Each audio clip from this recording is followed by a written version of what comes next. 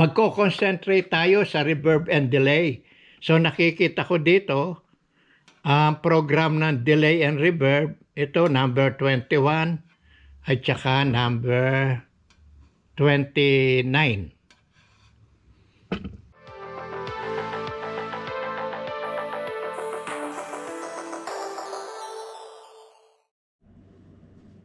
Hello, good day sa mga taga-subaybay.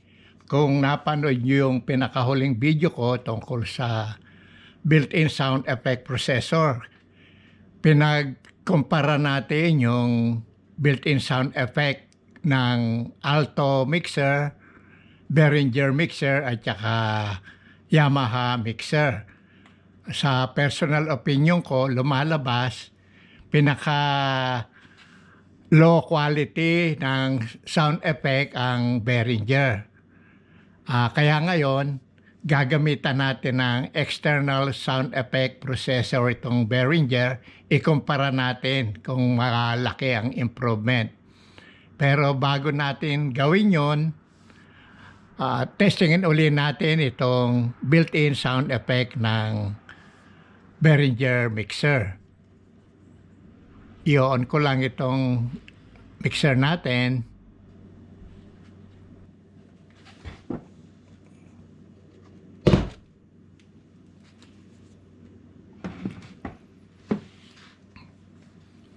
Ito naka-program 87 pa. Ito yung ginamit natin last time, 87. Testingin natin.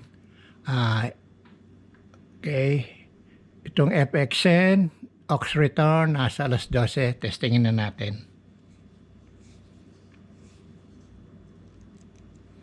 Hello. Test. Hello. Hello. Hello. Hello. Mahina yung sound effect. Taasan natin pareho yung return at saka FXN. Hello. Hello. Test. Hello. Dagdagan pa natin itong return. Hello. Hello, test. Hello. Hello, test. Okay, yan ang tunog. Ikabit ngayon natin itong external sound effect processor. Ito ang gagamitin nating external sound effect processor. Behringer din ang brand nito. Ang model DSP-1024P Virtualizer Pro. Bigyan ko muna kayo ng maliit na overview kung paano gamitin ito para may idea kayo. Naka-pre-program preset siya 1 to 32. Dito sa unang column, reverb ang apektado dito, program 1 to 8. Sa column 2 and 3, special effect ang nakalagay, 9 to 24. Dito sa 4 column at saka ito malit na pang-5 column, nakalagay dual effect. Nakaseparate yung left and right. Kaya for example, itong program 32 sa left chorus ang apektado, yung sa right channel niya, echo. Itong screen na to, dito natin makikita yung ilaw mamaya at dito rin makikita yung program number o yung numerical value ng parameter. Yung parameter nito, yung description, nandito sa ibabaw ng case, pakikita ko sa inyo mamaya. Pag nagbago tayo ng mga parameter, let's say ayaw natin yung default setting, ito ang kiniklik, may edit A, tsaka may edit B. Tapos nakalagay dito, engine L, ibig sabihin left channel yon, engine R, right channel. Just in case na magpapalit tayo ng parameter, babaguhin natin yung default setting. Titignan natin dito yung description ng mga program. Lalapit ko nga.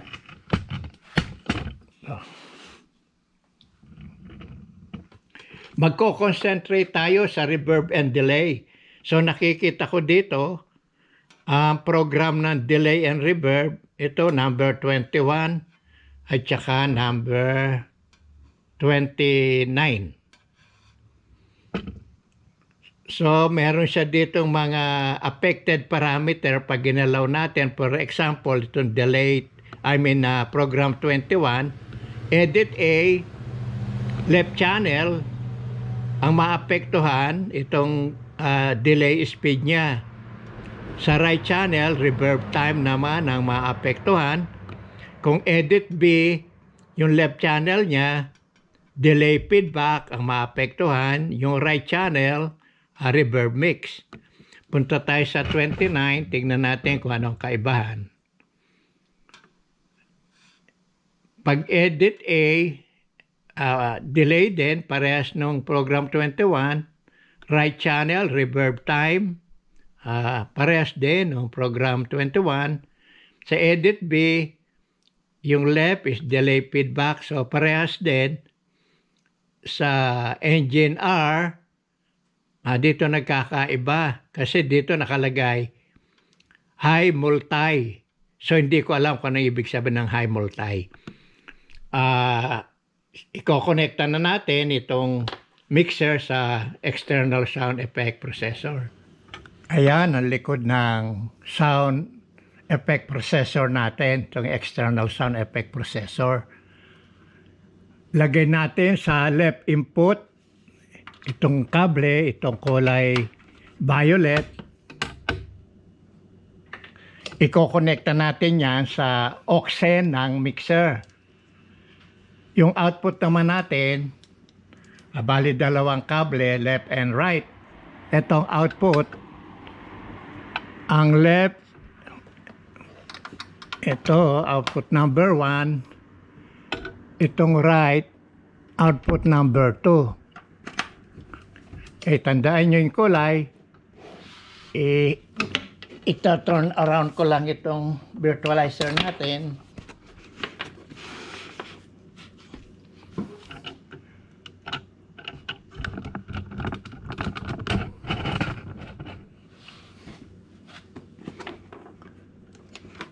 Ito yung violet.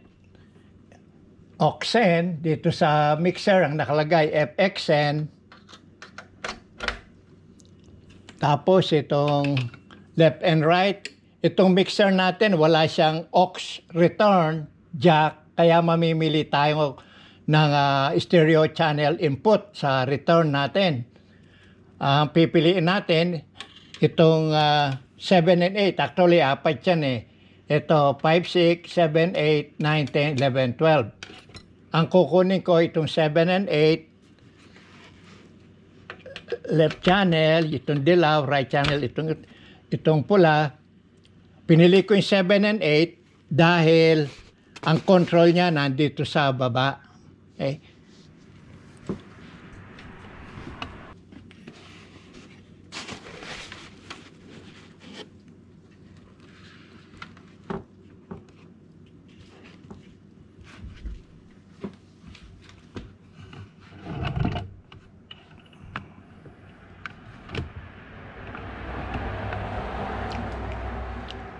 Okay, itong built-in sound effect nitong mixer, ito yung return niya eh.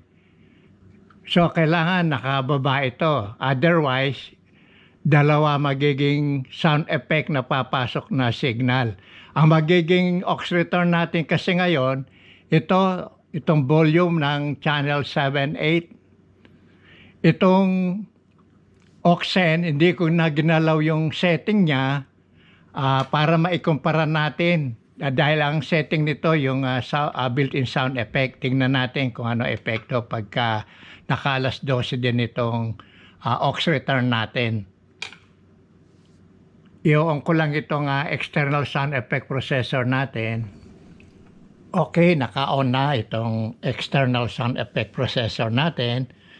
Double check ko lang itong mga knob. yung main volume nasa Unity, itong channel volume nasa alas 12 din, itong built-in aux return, pinatay ko yan, FXN, past 12 ang setting niya, itong 7 and 8 nasa alas 12 din.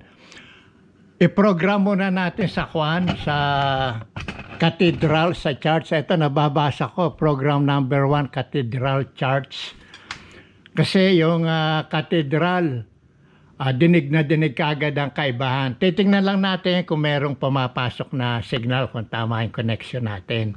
So ilalagay ko to sa channel 1. Yun. Pakinggan natin ngayon kung merong signal.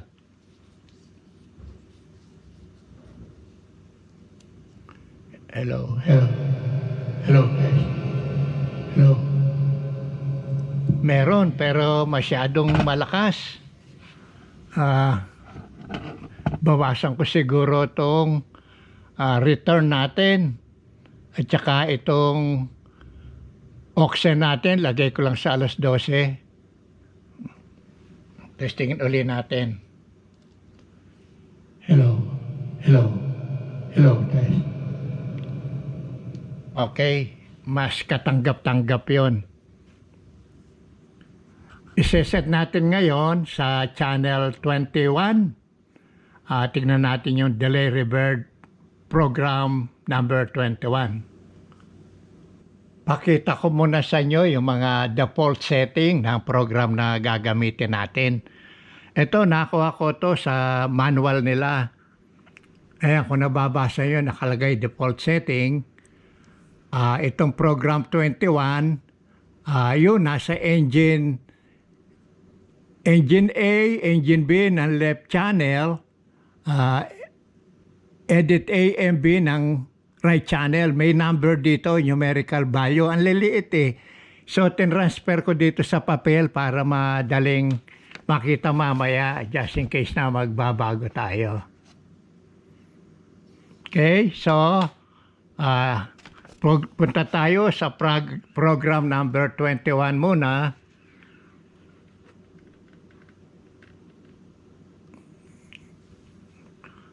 Tignan natin kung tama pa yung default setting ng parameter. Sa engine, left muna tayo. A63, edit A63. Engine left, ito left, edit A63. Tama. Engine B, 9. Tama. Yung right channel naman, click natin itong right channel. Sa edit A, 57. Yung 57. Sa B, 56. Tama. So, pwede na nating testingin ngayon itong program 21. Balik tayo ngayon dito sa effect program 21. Testingin ngayon natin itong microphone natin.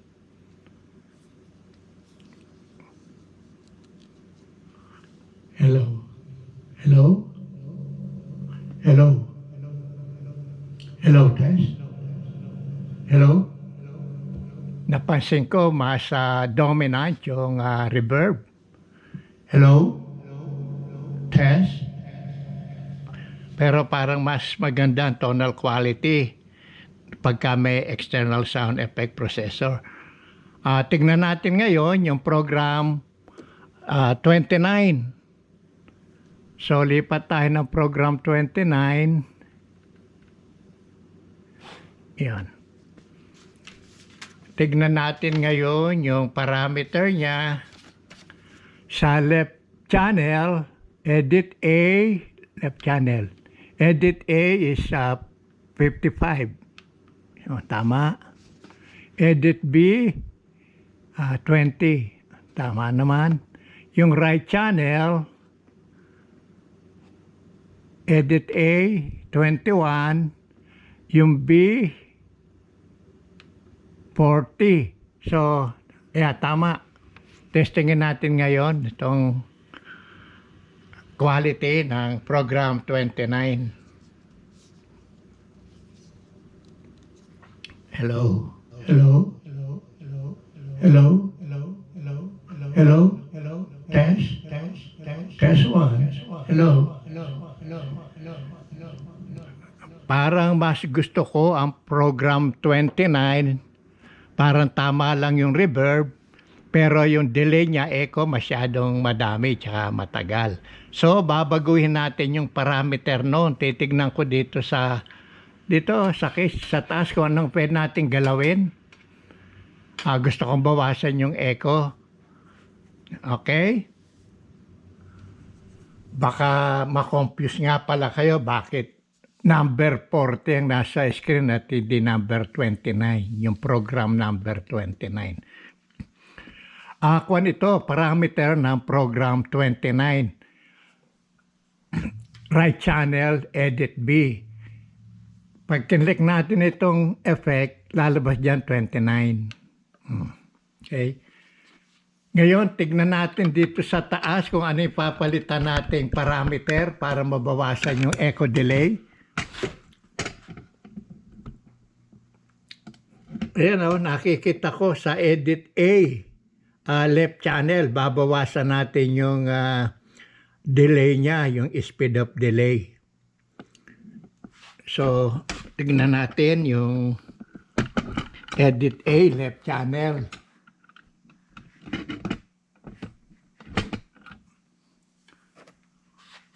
Left channel, edit A. Yung 55, gawin nating 50 muna siguro. Testingin natin. Hello? Hello? Malakas pa rin Gawin natin 40. Hello? Hello? Madami pa rin. Gawin natin 30. Hello? Medyo okay na. Hello? Hello? 20. Hello? Ito, medyo okay na. Hello? 17. Hello? Hello? Hello? Dagdagan natin ng isa siguro. Ayan. Hello? Ayun. Hello? Hello? Hello? Yan, ang nakuha natin. Pinalitan natin yung parameter ng left channel, edit A. So, tandaan natin, yung parameter from 55 to 18. Gagawin din natin yan doon sa Mackie na mixer na walang built-in sound effect processor. Tandaan nyo, yung pagka-setting natin, pwede nyo pang i-fine tune yan dahil maraming parameter itong sound effect processor natin. Pinag-aaralan lang natin ngayon yung basic. Okay, bigyan nyo ako ng time. Yung Mackie naman ang isi-set up natin. Ito na ang Mackie mixer. Pagkakaiba nito sa Behringer, meron siyang dalawang auxen. Ito 1 at saka 2. Ang aux return niya dalawa din. Ito 1 at saka 2. Kaya hindi tayo gagamit ng stereo channel input. Ang magiging knob ng aux return natin, itong puti na to. Itong isa, number 1, nakatarget yan sa monitor Pero ito ang gagamitin natin. Kasi kung titignan mo yung knob ng auxen dito, yung auxen number 1, nakalagay to monitor EFX. Yung number 2, nakalagay EFX lang. Kaya mas magandang gamitin itong number 2. So yung auxen ng mixer, number 2 tayo, kokonekta na natin dito. Papunta yan sa input nitong external sound effect processor. Yung return cable naman from external sound effect processor sa aux return number 2 tayo. Ito ang right at saka ito ang left. So, ang gagalawin natin para magkaroon ng sound effect yung signal, ito, aux return knob na to, at saka itong aux send knob. Okay, testingin natin ngayon. I-on ko lang. Okay, yan na ang connection natin. I-program muna natin sa channel 1 uli para marinig natin yung cathedral, yung tunog simbahan. Para checkin lang natin kung tama yung connection natin.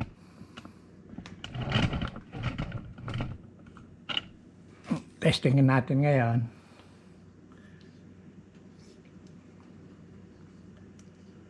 Hello. Hello. Hello. Test 1. Hello. Okay, meron. Test 1. Kunin ngayon natin yung program 29.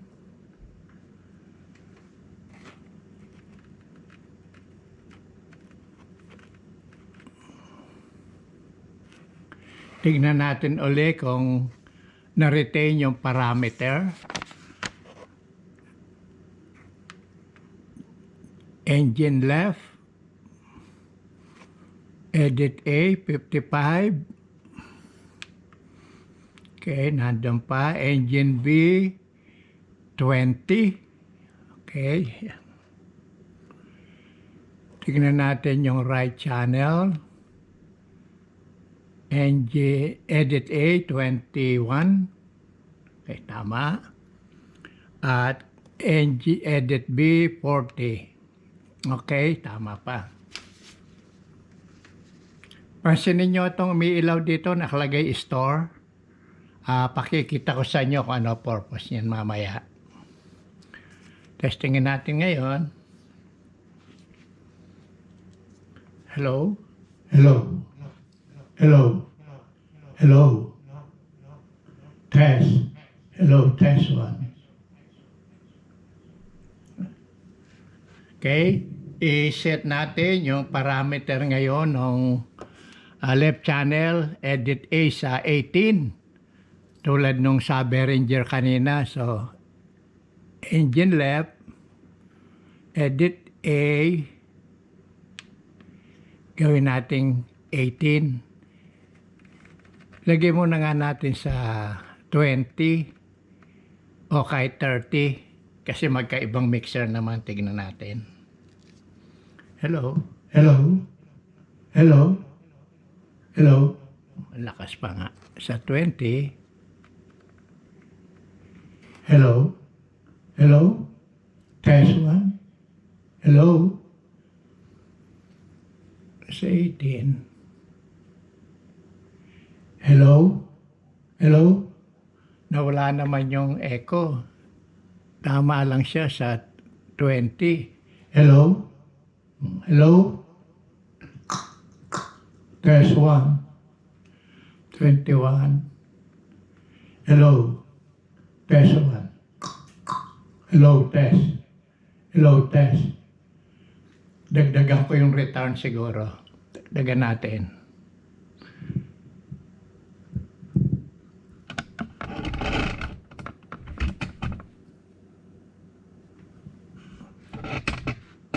Hello.